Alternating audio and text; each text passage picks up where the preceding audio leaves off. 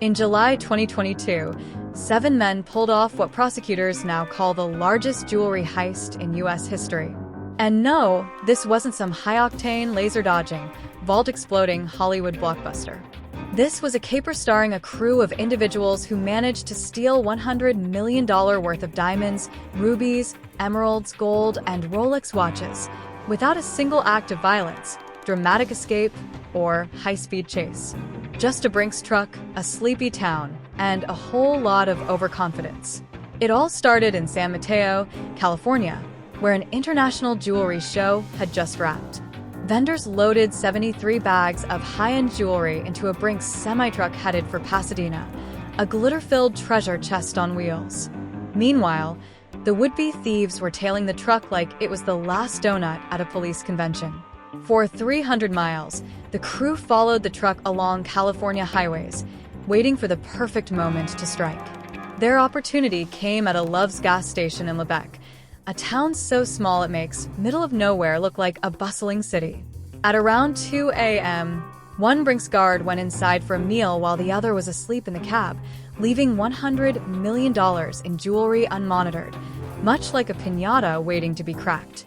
In just 27 minutes, the crew broke into the trailer by slicing through the red plastic security seal and cutting the lock, then made off with 24 bags of treasure.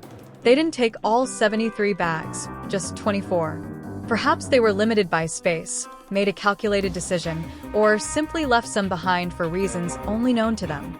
Regardless, they vanished into the night like a magician's assistant in a disappearing act. This wasn't their first rodeo. Authorities later connected the same individuals to multiple other cargo thefts, including an incident involving a truck full of Samsung electronics and another involving a shipment of Apple AirTags. Yes, the very devices designed to help track lost items. In a twist of irony, the stolen AirTags might have been more useful to them than their burner phones. They used disposable phones, maintained lookouts, and even deactivated their devices after the heist.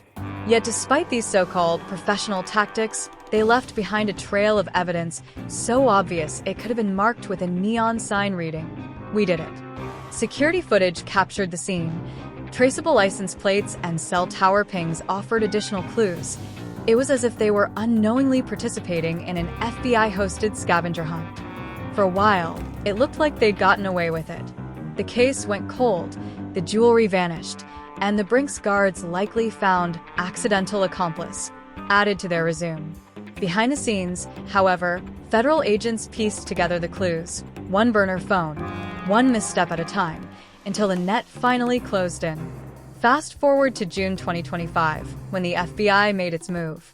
7 men were indicted: Carlos Victor Mestanza Cercado, Giselle Padilla Resto, Pablo Raul Lugo Leroy, Victor Hugo Valencia Solorzano, Jorge Enrique Albin, Jezen Nellon Priscilla Flores, and Eduardo Macias Ibarra. One of these individuals was already behind bars for a previous burglary, while the others were tracked down across California. Some of the stolen jewelry was recovered during search warrants, though much of it remains missing, perhaps stashed away in an undisclosed location. And here's the kicker: the value of the stolen goods is still being debated in court.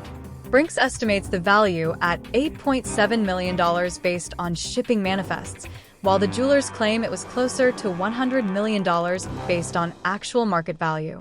Thus, a legal tug-of-war continues over whether this was the heist of the century or merely an exceptionally audacious shopping spree. Meanwhile, the guards tasked with securing the cargo? One was asleep, and the other was inside the gas station for nearly half an hour. That wasn't just a simple bathroom break, it was a full-on snack run and a moment of distraction. When the guard returned and noticed the red seal on the ground, he probably thought, that's new. So, what's the moral of this story? Even the most meticulously planned heists can unravel if your digital trail looks like a toddler scribbled across a GPS map. And if you're going to attempt a $100 million jewelry heist, perhaps reconsider adding the theft of tracking devices to the mix. Sometimes, leaving behind your proverbial business card isn't such a clever idea. Next time you're tempted to tail a Brinks truck across California, maybe think twice.